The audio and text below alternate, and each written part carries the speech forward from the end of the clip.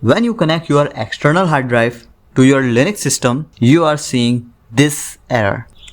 Look closely and make sure it is this error. Are you sure? Is that the one?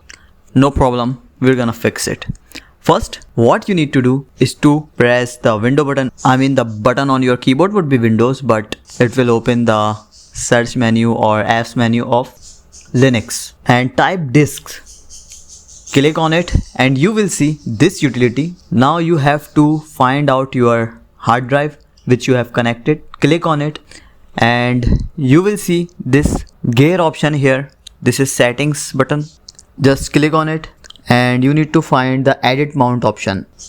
And in my image it is here, and I don't know who took this snapshot. Oh, sorry, I did. So never mind. This is the edit mount option. Just click on it and you will see this window. From here, you need to disable the user session defaults. Once it is disabled, click OK and you will get back to this page. And on this page, you will see the play button here.